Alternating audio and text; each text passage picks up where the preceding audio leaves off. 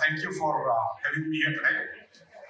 My congratulations to the organizers of India FinTech Forum. I was told today that there were 2,000 people teeming around the airports and a lot of traffic jam because of this event. So congratulations. Of course, next time, hopefully there will be a larger venue so that there is less traffic jam. Since this is a FinTech Forum, I'd like to start with the interesting fact, which not many of you know, but NSE was the first FinTech of India. That time it was not called FinTech. But NSE was also the first in-your-face IT success of India. It was available from across all nooks and corners, and it was like a magic because those days we did not even have good telephone lines. And not many computers, and still it worked. So it still is the largest fintech in terms of the market cap. In private markets, it's somewhere between 4.5–5 lakh crore rupees market cap. And incidentally, the total equity capital we raised then from our promoters, which were largely public sector institutions and the insurance companies and all, which were all PSUs, was 25 crore in 1992. So in 1992 to now 2025, 33 years, and it's going to be like 20,000x in terms of the market cap, right? So that's the power of technology. Of course, India's IT also started with NSE. The prowess of IT which NSE displayed was used by people who didn't even work on NSE to show to their potential clients in America. That's how we got a lot of contracts for Y2K. A lot of people printed their education certificates from the colleges which they never went, learned SAP and other things at home or somewhere in NIT or something, and then went to US and made US what it is today. So effectively, NSE was literally the mother of IT, mother of FinTech, mother of whatever you say. And the other part about AI, I'm like a dinosaur in the IT industry. I was given the Lifetime Achievement Award for IT industry in 2007, right? So I pretty much left it because whenever you get Lifetime Achievement Award, the people are telling you to go. That's why they actually tell you that, boss, this is enough. Right, so and when we were studying, the AI was known as fuzzy logic, okay, and then it became machine learning and very many other avatars, and now it is called AI. But what AI today is what I call brute force method. We had to work on 32 KBs and those kind of RAMs, and now you are working on PBs and PBs and even beyond. And so that's where our lives were. We had to be smart and stuff like that. But AI is not something new. At the same time, in life, things happen very slowly and then suddenly. So we are on that sudden part of the end of the AI. That 3 years back, in November 22, is when ChatGPT came in. And then things started exploding. And that's what many of you may not appreciate, but the technologies are the only changes that happen in life. And the wealth gets created out of new technologies, and they come in waves. And waves are coming faster and faster, which means newer technology will come faster, and the more wealth will be created out of that faster and faster. So what used to happen say in 100 years or 1,000 years is now happening in 10 years and 15 years, right? So that's where the pace of technology is accelerating. And AI is one of many technologies that are going to come. But AI is like electricity for me. When electricity came about, not many people thought that you will be able to speak using electricity, or you will be able to heat your house using electricity, or cook your food using electricity. Today, electricity is there in every part, every nook and corner, every house. right? And AI is what I call that type of horizontal technology, like electricity, that is going to bring many benefits if you use well. But naturally, the troops are ahead of the game, and so more than using it well, people use it first to cheat others, do things which is wrong. And so around 2 years back, or 1.5 years back, there was a new framework which came, which basically could create videos of humans, make them look like that person, and make him speak or her speak whatever they wanted. And few of the Indians also were part of that sort of AI images or AI videos that were created. And there were some of the business leaders.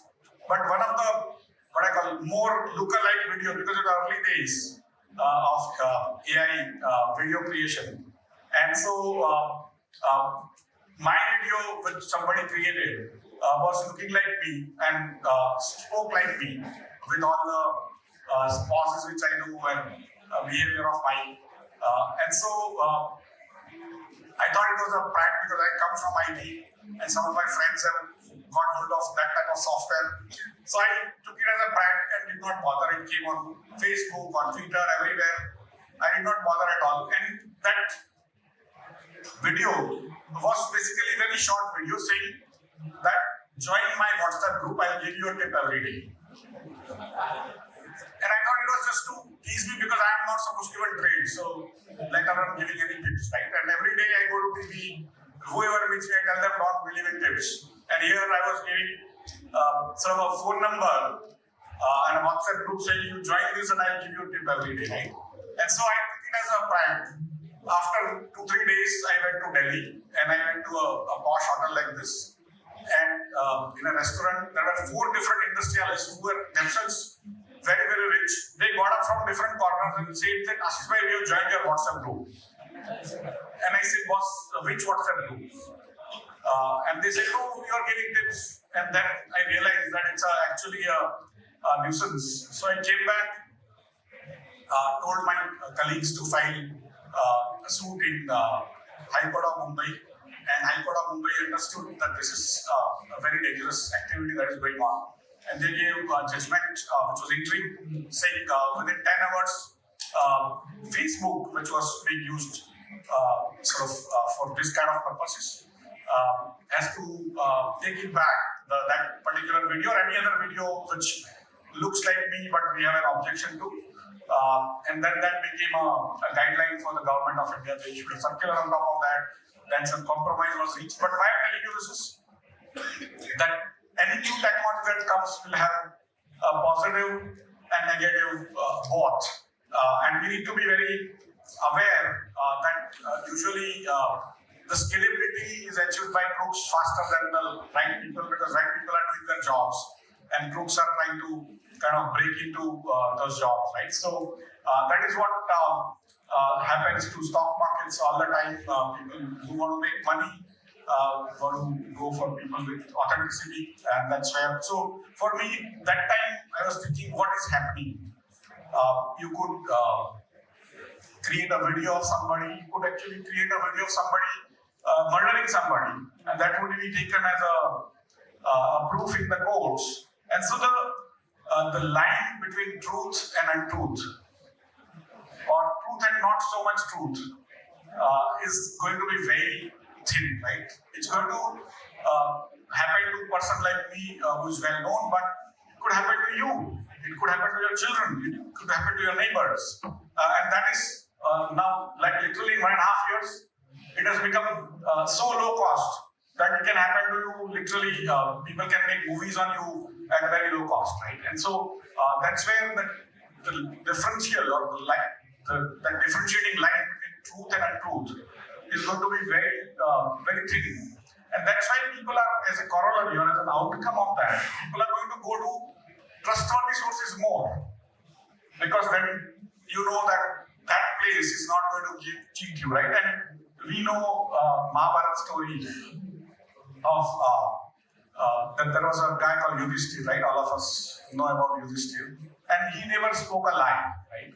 And because he never spoke a lie in his entire life, his chariot used to run 6 inches above the earth, right? Because that power of truth. Now it is called magnetic levitation, but those days people thought it was because of truth. But in the middle of that war, somebody wanted to kill a person called Ashwasthama, the son of Dronacharya, and then they started spreading rumors like what we do in stock markets nowadays, through television, through many other means. And that Ashwasthama Hatahat means Ashwasthama got killed, and Dronacharya was on the opposite side, knew that Yudhishthira never lied, right? So he went to confirm with Yudhishthira. And Yudhishthira says that Narova Kunjarova means either an elephant or man, I don't know. And he knew that it was elephant who got killed, not the man, but he did half truth, right? And of course, Dronacharya believed it. Ashwatthama got killed, but the truth got hurt so much, or magnetic levitation, whatever magnetism went away, and the chariot came down on earth, right? So that is where every day this is going to happen to all of us in our day-to-day life, and to become humans, to trust, is going to be very difficult going forward. The other part is that the way the modern technologies, see, nobody knew that technologies changed the life. Because they used to happen over thousands of years, right? They came, they spread over, and most people didn't figure that, most societies didn't figure that technologies changed the life. But in Industrial Revolution, it started becoming very clear that a few countries which could harness newer technologies, which could develop newer technologies, but more importantly, the countries which could adapt to new technologies. You don't have to invent. But if you can adapt to new technologies, those countries will run ahead, those societies will run ahead, those societies will create more wealth compared to others faster, right? And then those waves kept on coming faster and faster. But last 100 years, when a new technology came, whoever got hold of those technologies fast, who could control it using IP controls, other things, then those countries would call the shots, right? So when the IC engines, that is internal combustion engines, or what we know as petrol engines or diesel engines, came about, there was a big fight on who will control the resources which were in the Persian Gulf, right? What we call now Gulf countries. And so it was basically a place where people fought. Lots of regimes got changed, the Persian kings got changed, and stuff like that. But it was basically about controlling the oil, right? And so whoever is able to control, when internet came, whoever is able to control internet, that is America, DNS and other stuff, they are able to read your emails, read your transactions, read your everything, and tell that China is trying to do it. China might be trying to do it, but America is doing it, right? But they are good guys, so we shouldn't worry about it. But that is how whoever controls that.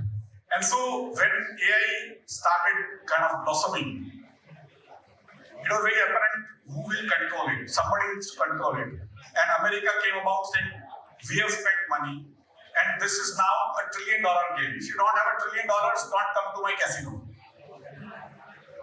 You are sort of not required, or you will not succeed. So they created shock and awe for last 3 years that this is a game of ChatGPT which will make $1 trillion, Google $1 trillion, Nvidia $1 trillion, and this is a game of computing power. And then on top of that, it's a game of the fundamental models or inference models. And both require $1 trillion or $100 trillion, whatever, and you don't have it. So only two countries have it, China and America, and so everyone else is going to be useless. And if it's going to create that kind of productivity, which we think it should, then that productivity will be basically divided between the computing power guys and the model guys, 90%. The 10% extra probably you guys can share, right? IT productivity was shared quite reasonably well across the world, but they wanted to control, and that's why what I call shock and awe method of America. That $1 trillion is what you require, you don't have it, so you're lost. And without your knowledge, it has come to every Indian's mind that we have lost the battle or we have lost the war. AI is something we are not in the race. But for me, I have seen this entire cycle of IT when I was literally there, created most of what is known as IT from telecom to other things. And I worked in telecom companies, set up telecom companies, I set up India's first satellite telecom network by designing. I am a mechanical engineer, but I designed by reading books. And good thing about engineering is that actually those books are correct. Right? So I have gone through these heights, I have gone through these cycles, and I realized that we did not invent the electronic chips, right? All the computer chips. We did not invent Fortran 4 or COBOL or Pascal or PL1 or whatever those languages, nor Python, nor Unix, nor Oracle, nor SQL, nothing, right? But we became the best users. No operating system, no Microsoft, not even Linux, right? But we became the best users, and we use that so well that we are providing services to the rest of the world, right? And so, when this cycle goes and it becomes democratized, that is the cost of production of those chips, the computing power, and also those models become less on a unit basis and its availability. Then that next layer of people will be us, right? So we have not somehow America wants you to prove that boss, don't come into this our game. We will cover 90%, and if you feel like we'll throw some crumbs at you, provided you behave. The other side, China went in a different way. China is not making any announcements. They just are issuing open source, open weight models, which don't even cost much, don't require much compute. And so they are puncturing the American story of $1 trillion by saying you can run their DeepSeek or whatever Kimi K2 or Kimi K3 in one laptop. It will give better answers than ChatGPT. So effectively, without saying, they have punctured that stuff. But for me, there is an opportunity there that now that you get open source, open weight model, you can try making your own wheels, right? Somebody has invented, you can make your wheels and you can struggle and of course create a greatest wheel on earth later on, which you must. As a society, we must have our own models. But if something has come, let's also use that. And what China has done is very interesting. They've gone into using those models instead of trying to sort of take rent out of that models only for next 100 years. They are now using it in everyday things. In robots, in heating your food, or preserving your food, or just going on road. They are using the AI to day-to-day things. They have become basically manufacturing country, and they are using those AI benefits by creating small little models, putting into your rings, your mobiles, your spectacles, your sort of new beds are coming which allow you to walk faster or lift little more. And so there they are using AI. They have gone into that usage model instead of trying to just seek rent from the AI model itself. America is still stuck in that their own bluff. Sometimes biggest issue about life is that when you start believing in your own bluff, especially, I have been a severely failed entrepreneur. And so people ask me all this, compare, they tell me that, what is your biggest lesson? And I say, don't believe in your own bluff. Right? You can give all your projections to the venture capitalists, some of them are sitting here, they're laughing. But when you start believing that bluff, you are in trouble, right? And so America has started believing in that bluff that there is nothing beyond this AI. There is a huge thing to capture, a lot of productivity to come. And we, as the people who provide services to the world, will keep on using. What will happen is the services that you today offer, the productivity you offer, you'll have to make it 10x.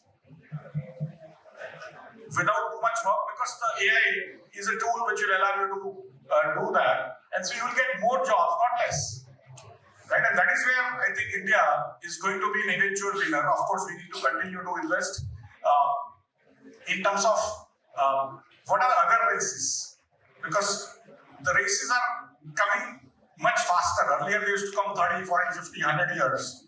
Now we are at 2022 and 25 end, right? So it's like a November 22, December 25. 3 years, that cycle is fully run.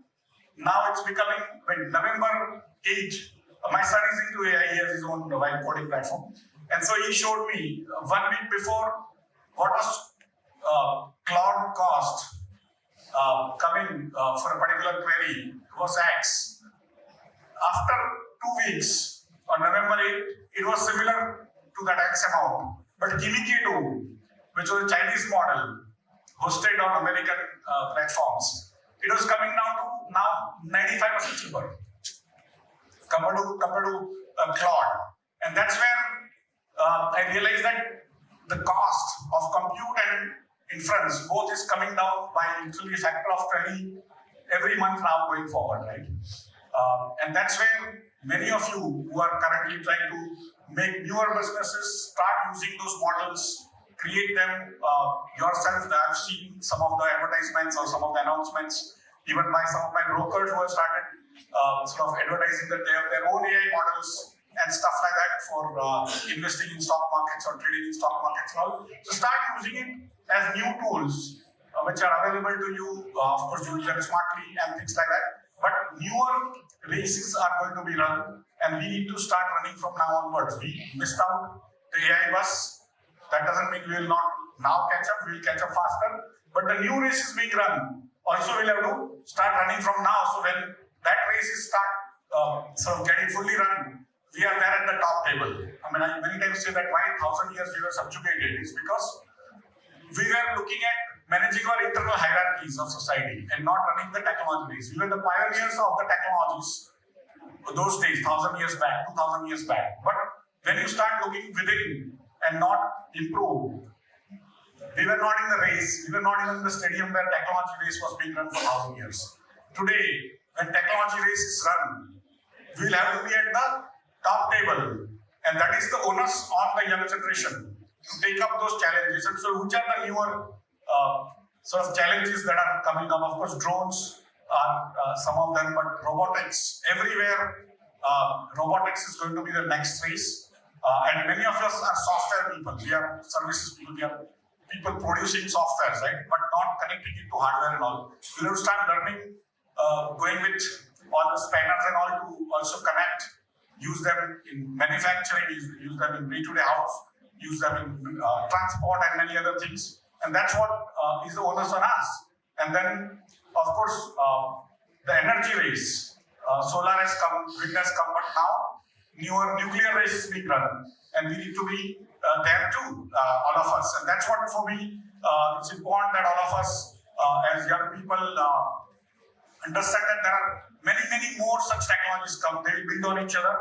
AI will help nuclear fusion or nuclear fission and stuff like that. And you guys also need to learn to do physical work in addition to becoming we are a service nation today. A large part of world services come out of here. But we also now need to get into some sort of connecting to the physicality and move forward. What we do in NSE is manifold. We use it for software development, the AI.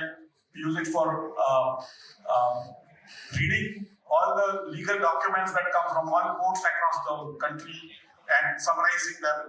We also use it for surveillance. We use it for even prospectus rating and many other things. But that is again many use cases that are there. For me, I just wanted you to be aware that we are going to be the winners if we continue to run faster, better, smarter going forward.